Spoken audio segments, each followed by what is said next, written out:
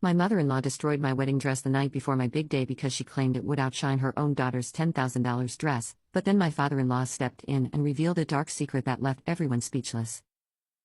Hey everyone, I, 27F, really need your advice on something that happened at my wedding. This situation has torn my husband's family apart, and I don't know if I made the right choice by letting everything come to light.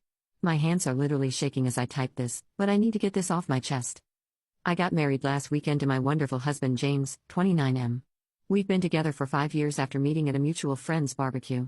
It was love at first sight. He made me laugh by accidentally squirting ketchup all over his shirt while trying to be smooth. We've been inseparable ever since, and everything was perfect until the night before our wedding. My mother-in-law Sarah, 52F, has always been cold towards me, but I tried to chalk it up to her being protective of her only son. She would make subtle digs about my career as a kindergarten teacher, saying things like, well, at least you'll be good practice for when James wants kids, or it's sweet that you work even though James makes enough to support you. I always tried to brush it off because James would defend me, and I didn't want to cause problems. Some background: Sarah has a daughter, Emma, 25F, from her first marriage. Emma is getting married next month to a wealthy businessman, and Sarah has been obsessing over making Emma's wedding the event of the year. She spent $10,000 on Emma's wedding dress alone, a designer gown that she made sure to tell everyone about. Every family dinner somehow turned into a discussion about Emma's wedding, with Sarah dropping hints about how it would be so much more elegant than other weddings this year. My dress wasn't anywhere near as expensive, but it meant the world to me. I wore my grandmother's restored vintage wedding dress from 1962. My grandmother was the person who raised me after my parents died in a car accident when I was 12. She was my rock, my best friend, and my biggest supporter. When she passed away last year, her last wish was for me to wear her dress at my wedding. The dress needed some alterations and restoration, but after 3 months of careful work by a specialist, it looked absolutely stunning. The ivory lace had been carefully preserved, and the pearl buttons down the back each told a story. My grandmother had sewn one on for every year she was married to my grandfather, 54 pearls in total. The night before my wedding, Sarah came to my house claiming she wanted to help with last-minute preparations. I was alone because James was at his bachelor party with his groomsmen. I was actually touched that Sarah wanted to help. I thought maybe she was finally warming up to me. She brought over a bottle of wine, saying we should have a mother-daughter moment. When I went to the bathroom, Sarah snuck into my room. I heard a strange noise and rushed back to find Sarah standing over my dress, empty wine glass in hand.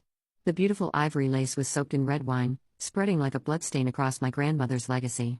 But that wasn't even the worst part. She had taken scissors to it, methodically cutting through the seams and shredding the delicate lace. 54 pearl buttons were scattered across the floor, each one representing a year of love, now tossed aside like trash. Sarah didn't even try to deny it. She stood there, scissors still in hand, and told me she couldn't let me overshadow Emma's wedding with my attention-seeking vintage dress. According to her, people would be talking about my quaint little hand-me-down instead of focusing on Emma's designer gown next month. She said she was doing me a favor, saving me from embarrassment. I was in shock. My legs gave out, and I sank to the floor, gathering the scattered pearls with trembling hands. Each one felt like a piece of my grandmother slipping away all over again. I called James in tears, barely able to form words. He immediately left his bachelor party and came home with his father, Robert, 54M, who had been chaperoning the event. When Robert saw what Sarah had done, something in him just snapped. His face went through a series of emotions: shock, recognition, and then pure rage. He looked at his wife and said, "This is exactly like what you did 25 years ago, isn't it?" The room went dead silent. Sarah turned white as a sheet, looking like she'd seen a ghost. Robert then revealed something that shocked us all. Apparently, 25 years ago, Sarah had done something similar to Robert's sister Claire's wedding dress.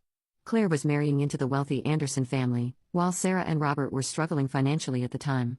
The night before Claire's wedding, Sarah destroyed her handmade wedding dress out of pure jealousy. Claire's wedding was ruined, and she never spoke to them again. Robert had kept this secret all these years to protect their marriage and Emma, who was just a baby at the time. I didn't know what to do with this information. James was furious with his mother, pacing the room and running his hands through his hair, something he only does when he's extremely upset. Robert announced he wanted a divorce, saying he couldn't keep enabling her behavior. Sarah started crying, saying she needed help and that she'd pay for a new dress, but the damage was already done. No amount of money could replace what she had destroyed. Update 1: It's been a week since everything happened, and a lot has changed.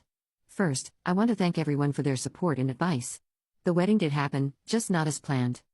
My amazing friends and my mom, really my grandmother's best friend who took me in after she passed, stayed up all night trying to fix the dress. They managed to save most of the pearls, but the wine stains and cuts were beyond repair. However, my best friend Lisa, who owns a bridal boutique, came through for me in an incredible way. She opened her store at midnight, and we spent hours finding a new dress. It wasn't my grandmother's dress, but Lisa helped me sew all 54 saved pearls into the hem. A small piece of my grandmother still walked me down the aisle. The ceremony was beautiful, despite everything. We had to change some plans last minute, but our friends and family rallied around us. James's brother Mark gave an emotional speech about family and loyalty that had everyone in tears. He didn't directly mention what happened, but his words about choosing to be better than what we come from hit home for many people.